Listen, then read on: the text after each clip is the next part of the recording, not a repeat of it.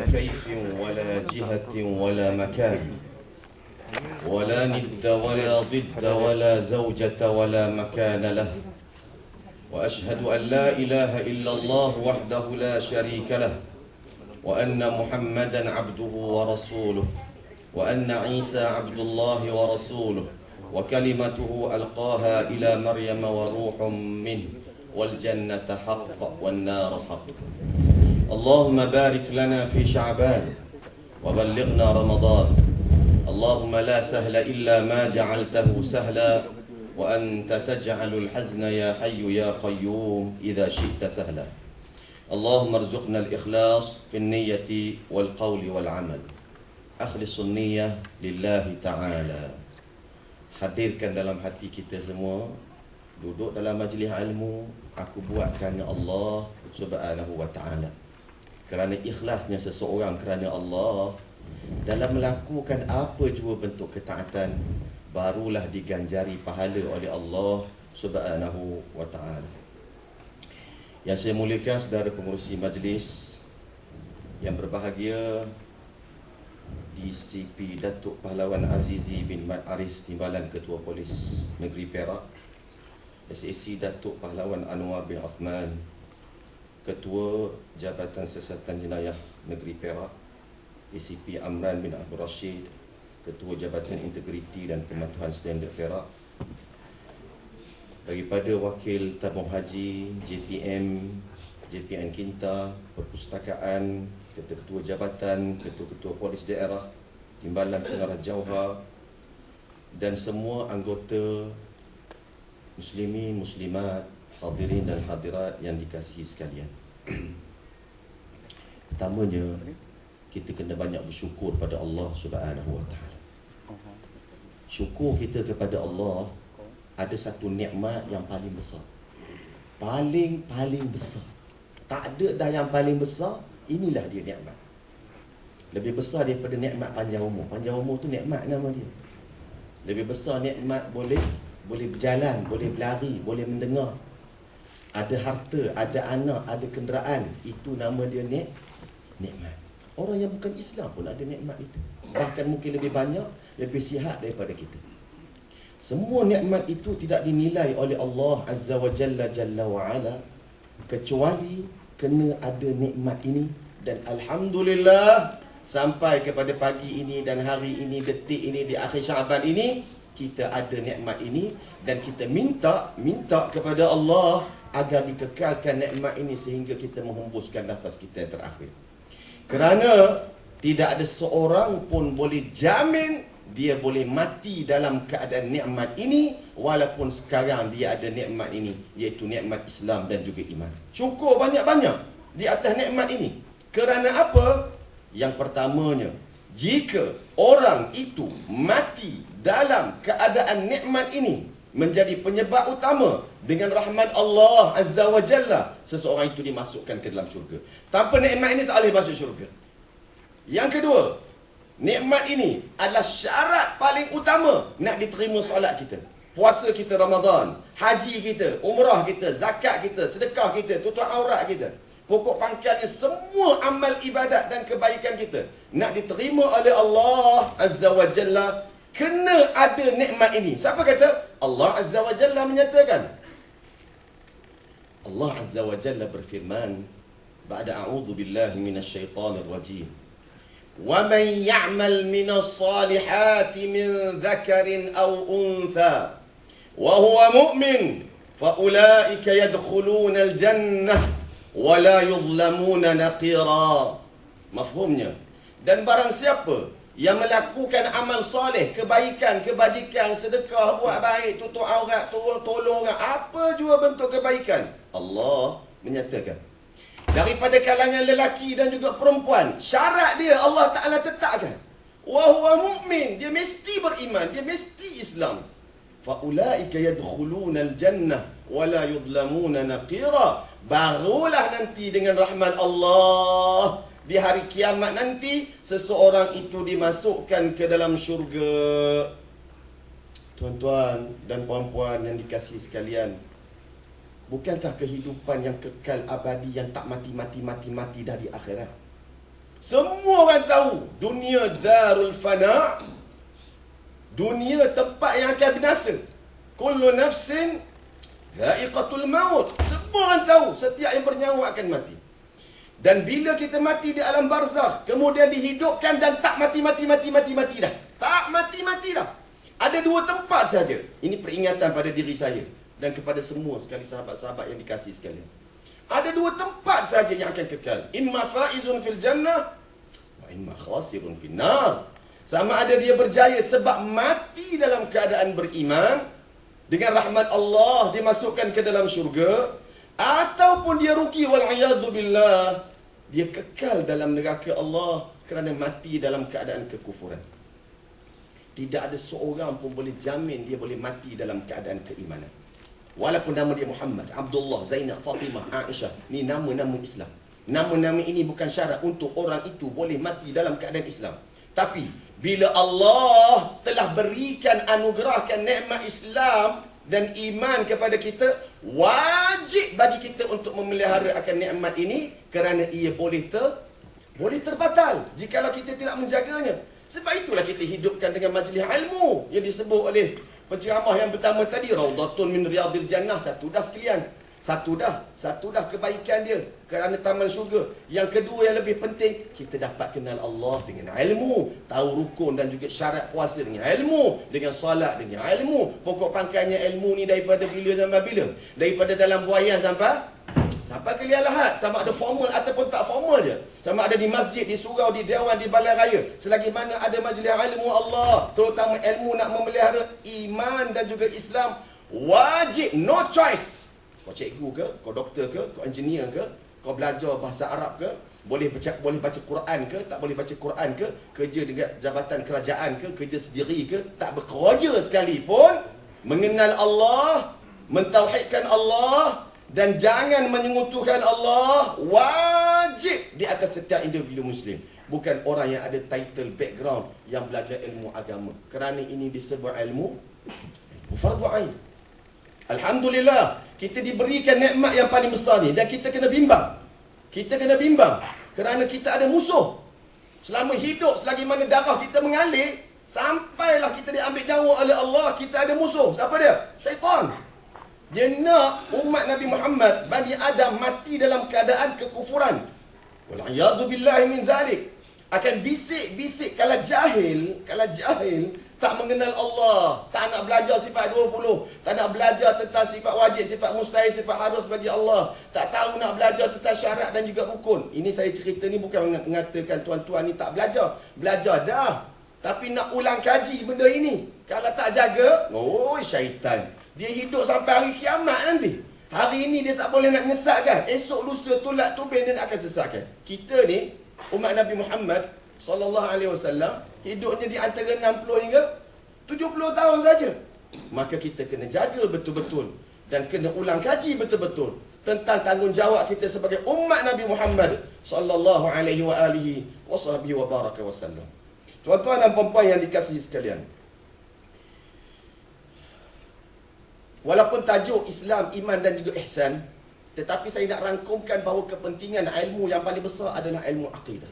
Tak ada dah yang paling besar inilah. Betul akidah, insya-Allah amalan ibadat diterima.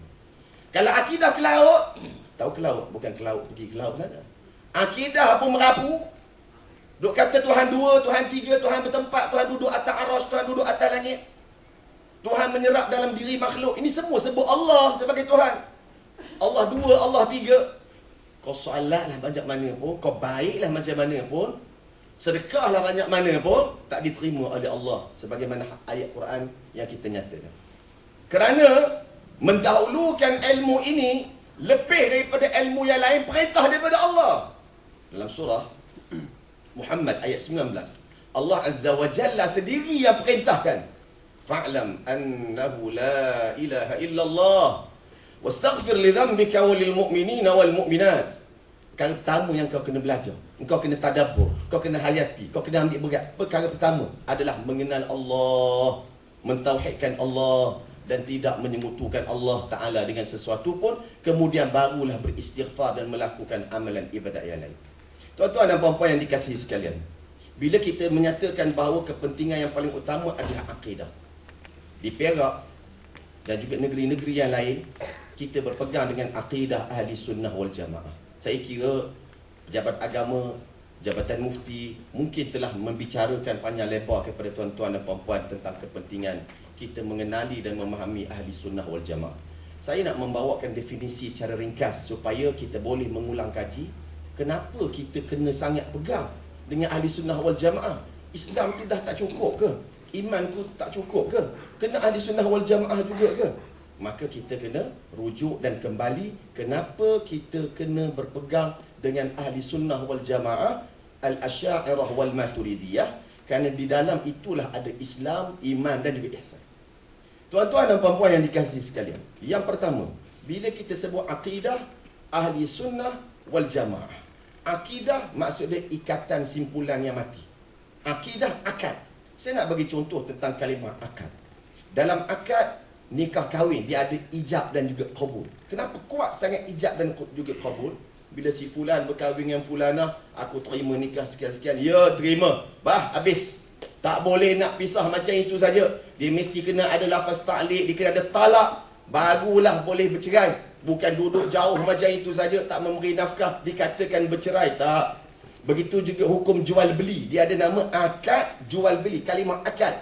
Kalau nak ambil semula tanah tu, nak ambil harta tu, kena minta balik, kena sign berbagai. Itu akad nikah kahwin. Jaga sangat. Jual beli, jaga sangat. Memang kena jaga. Ini akidah pegangan kita dengan Allah Subhanahu Wa Taala. Bahkan kalau rosak pegangan ini, habis nikah kahwin dia, jual beli dia, solat dia, puasa dia dan semua amal ibadah dia kepada Allah Subhanahu Wa Taala. Maknanya nak putuskan akidah pegangan kita dengan Allah bukan senang. Dia ada batas kufur dan juga iman. Dan ini perlu diketahui dan jangan kata, tak naklah tak belajar Ustaz.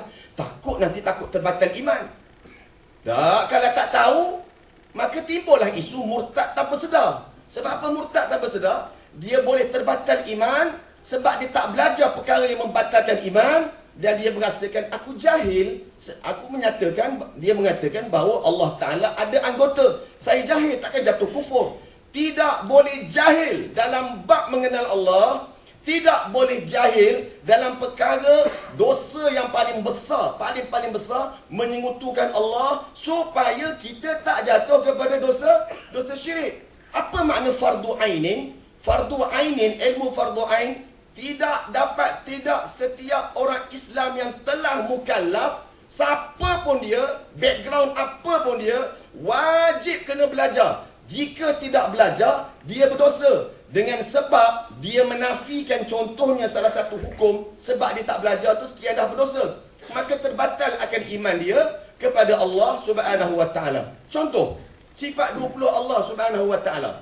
Allah Maha mendengar dan Dia Maha melihat. Dia tak belajar, berdosa dah satu. Kemudian dengan sebab dia tak belajar, kemudian dia menafikan Allah bukan Maha mendengar, bukan Maha melihat. Dia jahil. Ia jahil, batal iman, ia batal iman. Sebab wajib beriman, Allah Maha mendengar, Maha melihat. Yang sifat 13 itulah, sifat 20 itulah. Tak bukan kita nak buka kitab-kitab sifat 20 ni lampik dah, habis dah banyak masa apa semua. Tuan-tuan dan puan-puan yang dikasihi sekalian, bila sebut akidah adalah pegangan kontrak kita dengan Allah Azza wa Jalla Jalla wa Ala. Ahli sunnah, kita selalu sebut ahli sunnah, ahli sunnah. Dan nama kumpulan ini adalah yang paling digemari, paling disukai oleh kumpulan-kumpulan tertentu. Sebab memang ada hadis Nabi kata ahli sunnah wal jamaah dia selamat. Sebab itulah kumpulan Khawarij, kumpulan Wahabi, golongan Mu'tazilah, golongan Neo Khawarij, mereka declare diri mereka ahli sunnah. Sebab dalam hadis ada sebut tentang al-jamaah, ini saja terselamat. Ahli sunnah wal jamaah yang macam mana? Yang macam mana? Ini yang kita kena ulang kaji. Supaya kita tergolong daripada kalangan yang benar-benar yang Nabi puji, bahawa orang itu betul-betul selamat. Ahli, pegangan ahli. Ahli-ahlilah. Sunnah Nabi, pegangan para Nabi. Menunjukkan, sejak daripada Nabi Allah Adam AS sampai Nabi Muhammad sallallahu alaihi wasallam, sebut sallallahu alaihi wasallam. Semua para nabi daripada Nabi Adam sampai Nabi Muhammad semuanya beragama Islam. Satu. Yang keduanya, semuanya mentauhidkan Allah, beriman Allah ada tanpa bentuk, tanpa tempat, tanpa jisim, bukan duduk atas langit, bukan duduk atas aras, tidak menyerupai makhluk. Semua sekali. Dan yang ketiga, semua para nabi tidak mensyirikkan Allah. Wal'iyadzubillahi min dzalik. Ini tidak ada perbezaan. Cuma syariat sahaja yang ada perbezaan di antara satu nabi kepada satu nabi.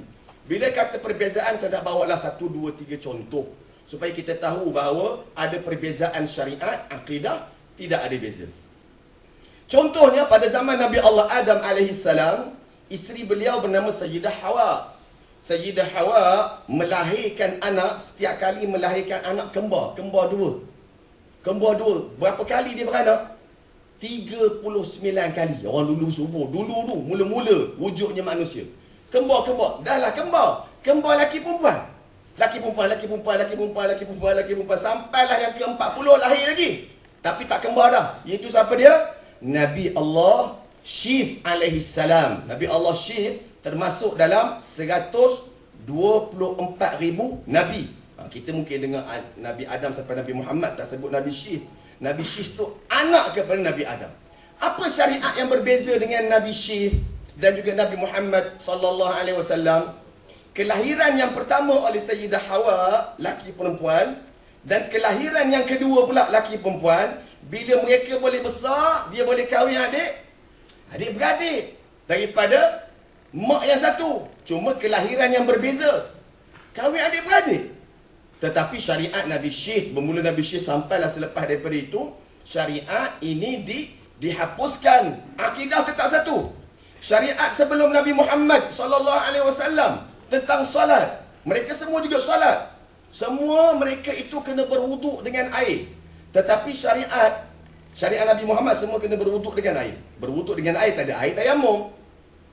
Sebelum Nabi Muhammad sallallahu alaihi wasallam, kalau tak ada air kena cari juga, cari sampai jumpa. Tidak ada syariat tayamum. Tapi syariat Nabi Muhammad sallallahu alaihi wasallam ada padanya tayamum. Syariat yang terdahulu, solat mesti di tempat yang khusus saja di masjid. Tetapi syariat Nabi Muhammad sallallahu alaihi wasallam, solat di mana-mana saja selagi mana tempat itu bersih. Syariat berbeza, akidah satu. Ini yang kita nak jaga. Yang disebut sebagai pegangan ahli sunnah, pegangan para nabi, kerana akidah mereka satu, sesuai dengan hadis Nabi sallallahu alaihi wasallam, al-anbiya ikhwatul li'allat, dinuhum wahidun wa ummahatuhum syatta. Nabi-nabi ni semuanya bersaudara. Dinuhum wahidun, agama mereka satu, akidah mereka satu. Nabi kata, wa ummahatuhum syatta, dan syariat sahaja yang berbeza. Jelas, pegangan kita mengikut pegangan sekalian para nabi, Islam, mentauhidkan Allah dan tidak menyekutukan Allah Azza wa Jalla wa Ala.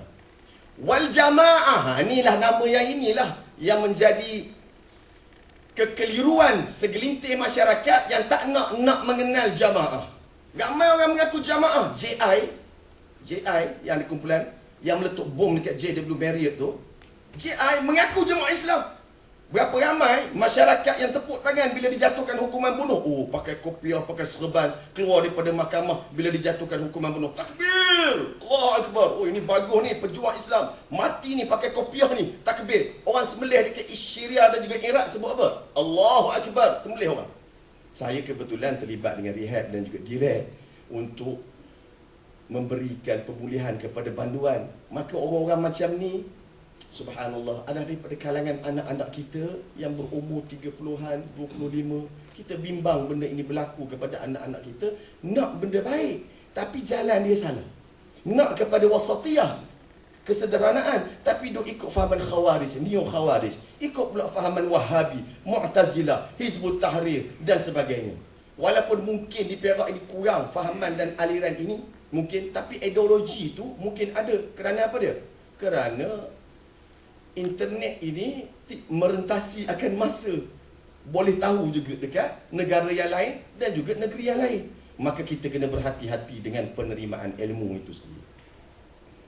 Pegangan ahli sunnah wal jamaah. Wal jamaah, kita ambil hadis Nabi sallallahu alaihi wa alihi wa sahbihi wa baraka wasallam. Dalam hadis yang sahih, Nabi menyatakan, wa inna hadhihi al-millah sataftariqu ala 73 sintani wa 70 fi an-nar wa wahidatun fil jannah wa hiya al-jamaah. Sesungguhnya agama ini nanti Nabi kata, Nabi ingat dah tuan-tuan dan puan-puan, akan berpecah kepada 73 kumpulan. Semua masuk dalam api neraka illa wahidah, kecuali satu saja kumpulan ini, iaitu al-jamaah. Bukan kumpulan ini semestinya dia kena menamakan diri dia kumpulan Islam. Maknanya yang jamaah ni, inilah pegangan dia. Tak kisahlah dia agensi mana, tak kisahlah dia parti mana, tak kisahlah dia NGO mana. Yang penting jamaah itu ideologi dia adalah berpegang dengan pegangan yang Nabi ajar. Al-jamaah. Sahabat Nabi, hadis ni ramai orang potong. Padahal dalam hadis ini, yang mungkin selalu kita dengar hadis ini kan, sahabat bertanya lagi kepada Nabi, nak kenal siapa jemaah tu. Mahiyal jamaah ya Rasulullah. Siapakah jemaah-jemaah yang terselamat ni ya Rasulullah? Maka Nabi sallallahu alaihi wasallam menyatakan, ma ana alaihi wa ashabi. Mereka yang tergolong daripada kalangan jamaah adalah yang mengikut akidah aku, metod aku, cara aku, dan juga sahabat-sahabat aku ridwanullahi ta'ala alaihim ajma'in. Dan seterusnya ulama-ulama yang mengikut Nabi dan juga para sahabat ridwanullahi ta'ala alaihim ajma'in. Dalam hadis yang lain Nabi ingatkan, alaikum bil jama'ah wa iyyakum wal furqah fa inna syaitana ma'al wahid wa huwa minal ithnaini ab'ad. Faman arada buhbuhatal jannah falyalzamil jamaah. Wajib kamu kena bersama dengan jamaah. Kalau salah faham, orang akan tengok nama-nama parti, nama NGO, nama kumpulan yang ada nama jamaah, jamaah Islam. Itu yang keliru masyarakat. Tetapi berpegang dengan pandangan ilmu yang dibawa oleh Nabi. Walaupun mungkin dia sedikit, tetapi dia tak lari daripada Quran, hadis, ijma' dan juga qiyas. Wajib kamu kena bersama dengan jamaah. Wa iyyakum wal furqah. Ni pesanan Nabi ni. Dan jangan kamu berpecah belah daripada sudut pemahaman ilmu agama. Fa inna syaitana ma'al wahid. Kerana syaitan akan pergi dekat orang yang duduk seorang. Bukan duduk seorang macam ada yang duduk seorang belakang tu. Tak. Jangan marah dia pula. Seorang ni maknanya apa dia? Dia bercanggahan dengan ijma', bercanggahan dengan akidah. Dia je betul. Orang lain semua masuk api neraka. Berlaku tak tanah air kita? Berlaku. Dia je nak masuk syurga. Siapa buat tahlil, buat talqin, masuk api neraka, Nabi tak buat. Kau nak buat? Nabi tak buat. Nabi confirm masuk syurga. Kau buat ni, yang Nabi confirm masuk syurga tak nak ikut, kau nak ikut ulama' ni, apa cerita? Orang awam, oh iyalah, yang cakap tu bukan calon-calon orang Ustaz. Mufti pasal berdengung. Yang cakap yang ada title doktor, ada ke pasal dengung? Ada ke tak ada? Mungkin ada. Wujud tak? Saya cerita realiti. Ini yang berlaku dekat tanah air kita. Perpecahan ummah yang paling ketara adalah akidah. Yang keduanya adalah daripada sudut hukum hakam. Dan masyarakat terlalu tasamuh. Tasamuh ni maksud dia apa dia? Bertolak ansur, tidak kena pada tempatnya. Boleh. Perkara khilafiyah, kita boleh bertolak ansur. Tetapi dalam perkara akidah, kita tak boleh bertolak ansur. Takkanlah kita boleh kata, oh tak apa, dia pun semayang juga Ustaz, dia puasa juga, dia pun haji juga, dia pun tutup aurat juga. Cuma dia kata Allah dua, takkan salah. Dia sebut Tuhan dia Allah pun, dia salat takkan salah. Dia kata Allah Ta'ala duk cakap, duk congok atas aras, Allah Ta'ala ada anggota. Itu perkara tauhid. Itu perkara mengesakan Allah. Jika mengatakan Allah sama dengan makhluk, telah menyekutukan Allah. Orang Yahudi, orang Nasrani dulu, kita kat Malaysia, sekarang ni masih lagi berlaku. Mereka dulu, saya tak tahulah di Perak macam mana, berebut dengan orang Islam, nak menggunakan lafzul jalalah, kalimah Allah, nak diletakkan dalam buku Bible. Okey, kita bukan nak timbulkan isu ni. Kita nak beritahu stand kita dan kedudukan kita. Kita sama sekali tidak boleh mengiktiraf, walaupun orang Kristian itu nak juga sebut Tuhan dia Allah, itu hak dia. Tetapi kita tak boleh kata, dia pun sebut Allah, aku pun sebut Allah, maka mereka beriman dan aku beriman sebab dia sebut Allah. A'udzubillah. Bagaimana kita boleh mengiktiraf dia itu beriman, percaya pada Allah, dalam masa yang sama mengatakan Nabi Allah Isa anak Allah, Uzair anak Allah, Allah ada roh, Allah ada kudus. Quran sendiri kata, laqad kafara alladhina qalu innallaha thalithu thalatha. Maka telah kufurlah mereka yang mengatakan Allah Ta'ala Trinity. Ada roh, ada kudus, ada anak bagi Allah. Walaupun dia sebut Tuhan dia Allah. Dalam Quran mengatakan waqalatil yahud wan nasara nahnu abna'ullah wa ahibba'uh. Telah berkata orang-orang Yahudi, orang-orang Nasrani, kami adalah anak-anak Allah. Dia sebut Allah. Adakah dia beriman? Tak. Kita bukan nak cari gaduh dengan mereka. Nak beritahu stand kita ini tak boleh mengiktiraf bahawa dia juga Islam kerana sebut Tuhannya adalah Allah Subhanahu wa taala. Golongan musyrikin, pernah dengar zaman Nabi ada nama musyrikin Mekah. Kenapa diberikan gelaran musyrikin Mekah? Kerana mereka juga tawaf di Kaabah. Mereka sebut Tuhan dia Allah. Bila ditanya kepada mereka, wala in sa'altahum man khalaqas samawati wal ard la yaqulunna Allah. Dan bila ditanya kepada mereka siapakah yang menciptakan bumi, menciptakan langit, dalam ayat yang lain siapakah yang menurunkan hujan, yang memberikan rezeki, pasti mereka akan katakan Allah. Adakah boleh kita mengiktiraf dia pun beriman kepada Allah? Tak. Kerana dalam masa yang sama mereka mengiktiraf Lata dan juga Uzza, nama berhala yang ada dalam Kaabah, adalah turut memberi manfaat dan Tuhan bagi mereka. Allah pun dia sebut sebagai pencipta. Lata dan juga Uzza dan berhala-berhala juga adalah Tuhan yang boleh beri manfaat. Jadi menyengutukan Allah, maka mereka tidak beriman kepada Allah. Itulah di antara tujuan Nabi Muhammad SAW dibangkitkan untuk membanteras kesyirikan. Sebab mendukan, membanteras akan kekufuran.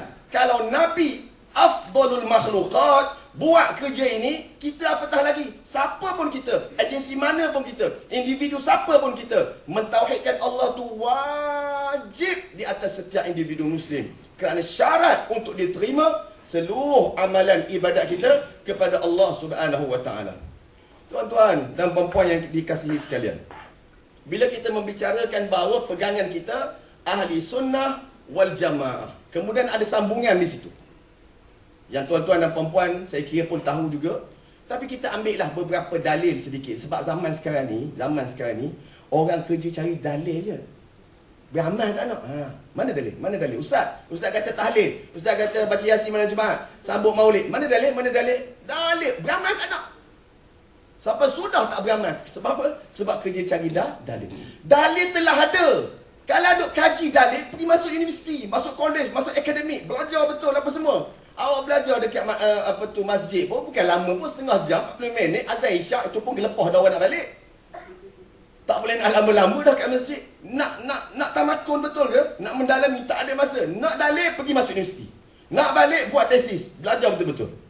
Beramal. Ulama susun tu bukan nak tipu kita. Betul sangat dah. Tapi ala kulli hal, sebagai penuntut ilmu yang sayang kepada ilmu Allah, kita datangkan juga beberapa dalil tentang pegangan ini supaya menjadi intipati diri kita ini untuk meningkatkan jati diri kita, integriti kita sebagai Muslim yang profesional, yang mengetahui perkara asas dalam hidup kita adalah mengesahkan Allah dan tidak menyekutukan Allah Azza wa Jalla Jalla wa Ala. Siapakah dia ahli sunnah wal jamaah yang disebut jamaah? Antaranya yang disebut oleh Al-Hafidh Murtada Az-Zabidi. Al-Hafidh Murtada Az-Zabidi dalam kitabnya Ithaf As-Sadatul Muttaqin, kitab ni syarah kepada kitab Ihya Ulumuddin oleh Imam Al-Ghazali. Mana Imam Ghazali turut berpegang dengan pegangan ini. Pernah dengar nama Imam Ghazali ya? Pernah dengar. Idza utliqa ahli sunnati wal jamaah fal muradu bihim al-asy'ariyah wal maturidiyah. Bila dikatakan siapa dia ahli sunnah wal jamaah, maka ia merujuk kepada al-asy'ariyah dan juga al-maturidiyah. Satu. Yang kedua, tadi kita cerita dalil. Baik, kita bongkarkan dalil untuk diri kita pun dah cukup. Supaya kita yakin bahawa akidah asy'ariyah dan maturidiyah adalah akidah yang benar. Bukankah golongan yang kerja nak cari dalil ni, mana dalil Quran, mana dalil hadis? Ya, kami bawakan. Saya tanya, saya jawab. Tuan-tuan bukan jawab pun. supaya cepatlah kan. Apa dia? Dalam surah Al-Maidah ayat 54. Ba'da a'udzu billahi minasyaitonir rajim. Ya ayyuhalladzina amanu man yartadda minkum an dinihi fasawfa ya'tillahu biqaumin, sehinggalah akhirnya. Hei sekalian orang-orang yang beriman, jika ada orang yang murtad di kalangan kamu, ni Allah Ta'ala kata ni, fasawfa ya'tillahu biqaumin, nanti suatu ketika akan datang satu kumpulan, satu puak, satu atba', pengikut yang mana mereka itu mencintai Allah dan Allah mencintainya. Adillatin 'alal mu'minina 'izzatin 'alal kafirin. Mereka berkasih sayang sesama orang mukmin walaupun ada perselisihan pendapat dalam masalah khilafiyah. Berlaku tegas terhadap orang-orang kafir. Berjihad pada jalan Allah dan tak pernah takut kepada celaan orang-orang yang mencela. Begitulah kemuliaan yang Allah Azza wa Jalla berikan kepada sesiapa sahaja yang dikehendakinya, dan Allah Maha luas akan pengetahuannya. Saya baca terus terjemahan dia, saya nak jimatkan masa. Surah Al-Maidah ayat 54. Kenapa kita nak datangkan dalil ini? Supaya akidah ataupun ilmu fiqh dan ilmu-ilmu yang lain, ini penting dalam sistem pengajian. Kita ni berpegang akidah ni, sanad kita, tahu sanad, susu galo dia tu betul-betul sampai pada Rasulullah. Belajar fiqh dalam mazhab Syafi'i betul-betul sampai kepada Imam Syafi'i dan sampai kepada Rasulullah. Abdullah ibn al-Mubarak menyatakan, al-isnadu minad din, laula al-isnad laqala man syaa.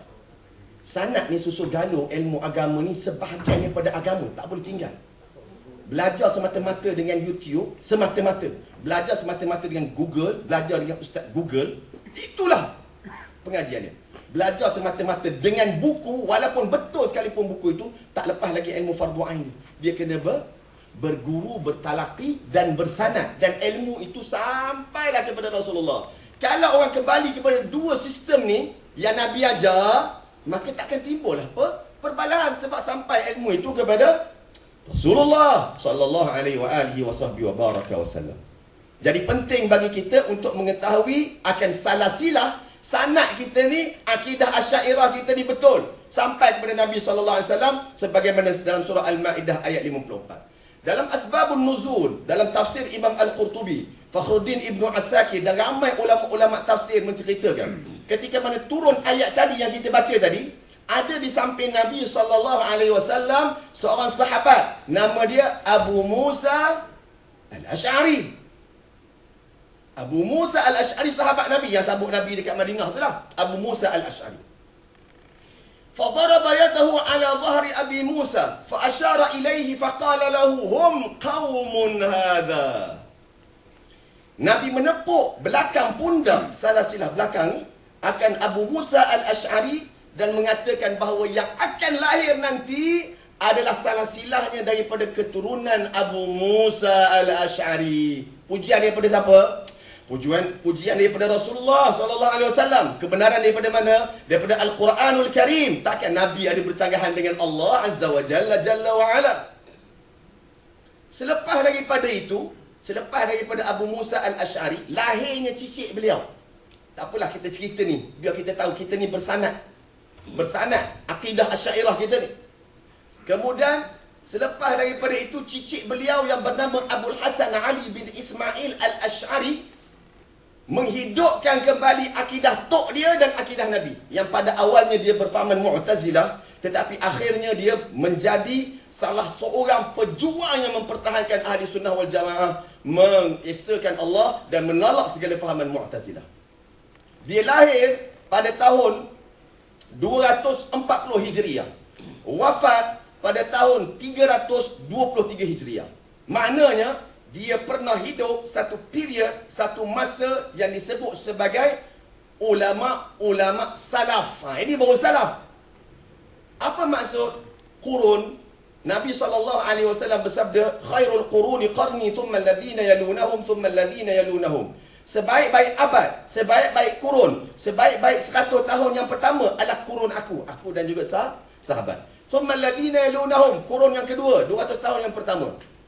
Thumma alladhina yalunahum, 300 kurun yang pertama. Maknanya 300 tahun yang pertama tersebut Orang yang hidup pada zaman ini dipuji oleh Nabi, maka nak ambil akidah dan pegangannya, akhlaknya, fiqahnya, ikutlah mereka yang hidup pada 3 kurun yang pertama. Nanti kita akan bongkarkan siapa lagi di kalangan sebahagian kecil ulama-ulama yang hidup pada zaman salafus salih. Dan kita ini sebenarnya lah yang mengikut ulama salafus salih. Sebab golongan yang ekstrim yang saya cerita tadi, mereka mendakwa kembali kepada salaf. Salah apanya kalau tak ikut akidah pegangan akan ulama yang hidup pada 3 kurun yang pertama. Cukup dalil daripada Quran, kebenaran Allah Ta'ala memuji dan dibenarkan oleh Nabi SAW, iaitu Imam Abu Hasan Al-Ash'ari. Apa kaitan dengan kita pula? Imam Abu Hasan Al-Ash'ari dia berdakwah di sebelah negara Arab.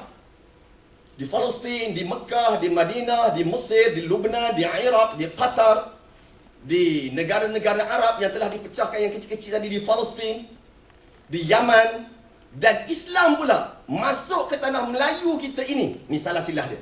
Masuk ke tanah Melayu kita ini melalui pedagang-pedagang dan ulama-ulama daripada Yaman, daripada Lubnan, daripada Syria, sama ada masuk melalui Selat Melaka ataupun yang dikatakan juga masuk melalui Terengganu ataupun disebut Kedah.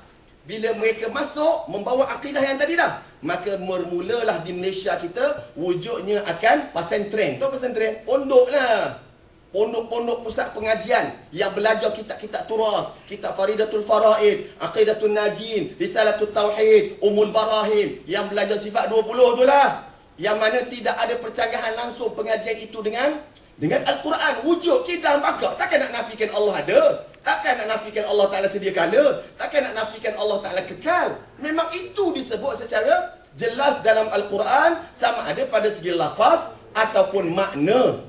Yang wajib, saya ulang sekali lagi takut saya terlepas pada. Wajib ke atas kita mengetahui sifat 13 dan sifat 20 ke atas kita. Sifat Allah Ta'ala tidak terhitung banyaknya lagi. Asmaul Husna nak campak ke mana? Betul juga. Tetapi asas untuk kita nak mengenal Allah, lepas hal ni betul. Dalami betul hal ini.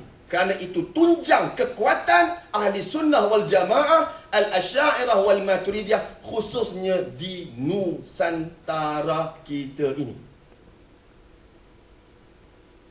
Dalam hadis Nabi SAW yang diriwayatkan oleh Imam Al-Bukhari, suatu ketika keluarga dan rombongan Al-Ash'ariyun, golongan Al-Ash'ariyun mana keluarga Abu Musa Al-Ash'ari yang datang daripada Yaman, mereka datang kepada Nabi di Madinah Al-Munawwarah. Subhanallah, 11:20. Sampai ke Madinah Al-Munawwarah, Nabi bersabda kepada mereka itu. Nabi memuji kumpulan Ash'ariyun. Ana minhum wa hum minni. Aku daripada mereka, mereka daripada aku.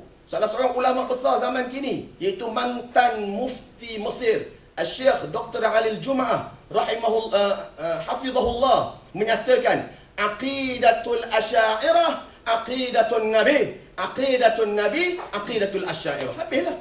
Akidah Nabi, akidah Asyairah, Asyairah adalah akidah Nabi. Nama je, penjenamaan saja. Tetapi pegangan semua membawa fahaman wasatiyah. Tidak ekstrim, tidak cepat mengkafirkan orang Islam sesuka hati tanpa ada dalil dan juga hujah. Menghalalkan darah umat Islam secara membabi buta. Wal'iyadu billahi min dzalik.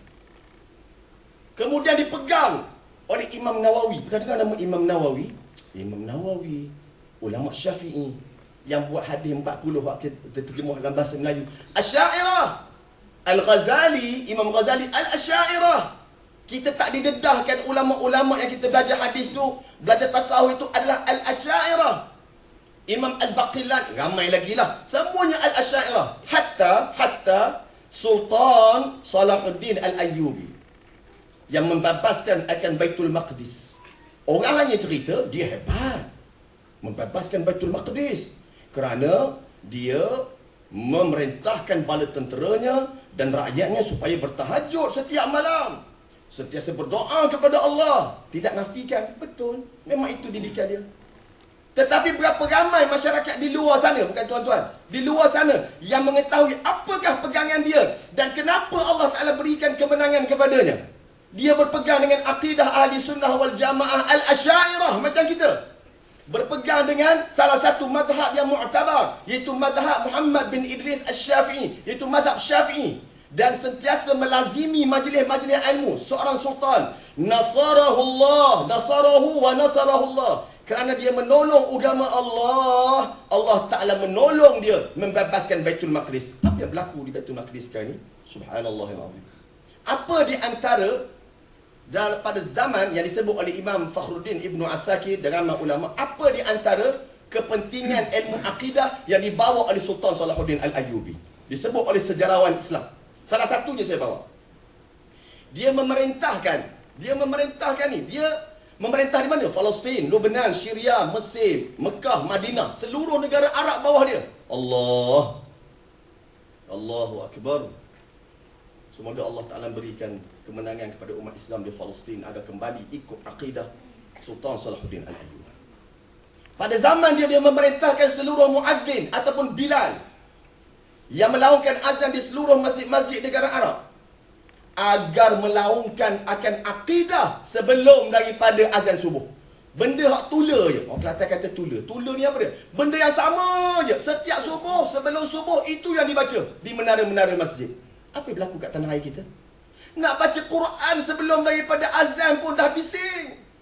Kalau orang kafir bising tu tak apa lagi. Tak apalah sebab dia kafir. Orang Islam bisingnya, mana nak kuatnya roh, kekuatan iman, kekuatan akidah. Sultan Salahuddin dah buat dah itu. Yang mana satu kitab, nama dia Hadaiqul Fusul wa Jawahirul Uqul, yang dihadiahkan oleh seorang ulama yang besar pada zaman dia, yang bernama Muhammad Hibatillah Al-Barmaki. Dia bagi pada Sultan. Sultan tengok, Allah, inilah akidah Nabi Muhammad, inilah akidah Islam. Kita kena laungkan setiap hari sebelum azan subuh. Tidak ada seorang pun ulama